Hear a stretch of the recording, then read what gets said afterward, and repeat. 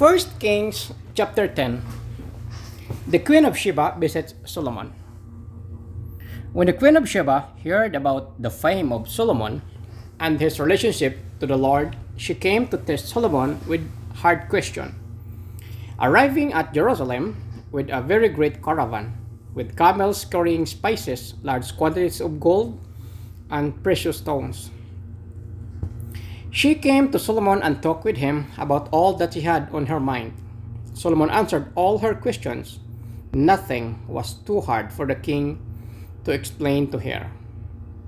When the queen of Sheba saw all the wisdom of Solomon and the palace he had built, the food on his table, the sitting of his officials, the attending servants and their robes, his cupbearers, and the burnt offerings he made at the temple of the Lord, she was overwhelmed. She said to the king, "The report I heard in my own country about your achievements and your wisdom is true. But I did not believe these things until I came and saw with my own eyes. Indeed, not even half was told me, and wisdom and wealth you have far exceeded the report I heard. How happy your people must be! How happy your officials who continually stand before you and hear your wisdom! Praised be the Lord your God, who has delighted in you and placed you on the throne of Israel. Because of the Lord's eternal love for Israel, He has made you king to maintain justice and righteousness." And she gave the king 120 talents of gold, large quantities of spices, and precious stones. Never again were so many spices brought in as those the queen of Sheba gave to King Solomon. Hiram's ship brought to gold from Ophir, and from there they brought great cargoes of almug and precious stones. The king used the almug wood to make supports for the temple of the Lord and to the rear palace, and to make harps and lyres for the musicians. So much almug wood has never been imported or seen since that day. King Solomon gave the queen of Sheba all she desired and asked for, besides what he had given her out of his royal bounty. Then she left and returned with her retinue to her own country. Solomon's splendor. The weight of gold that Solomon received yearly was 666 talents, not including the revenues from the merchants and traders and from all the Arabian kings and the governors of the territories. King Solomon made 200 large shields of hammered gold. 600 shekels of gold went into each shield. He also made 300 small shields of hammered gold with 3 minas of gold in each shield.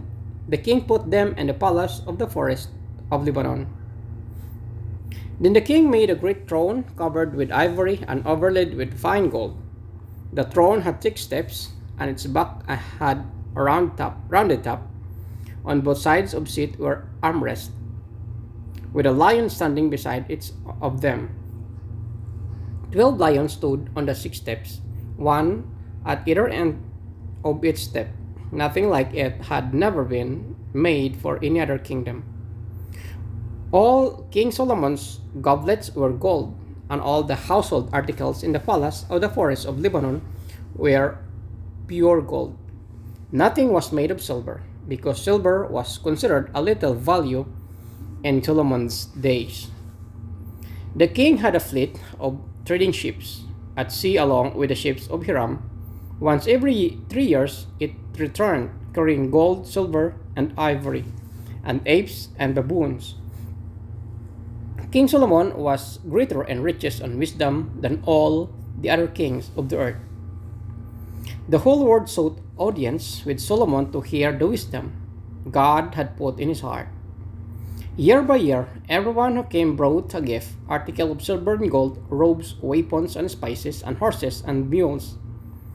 Solomon accumulated chariots and horses. He had 1,400 chariots and 12,000 horses, which he kept in the chariot cities and also with him in Jerusalem.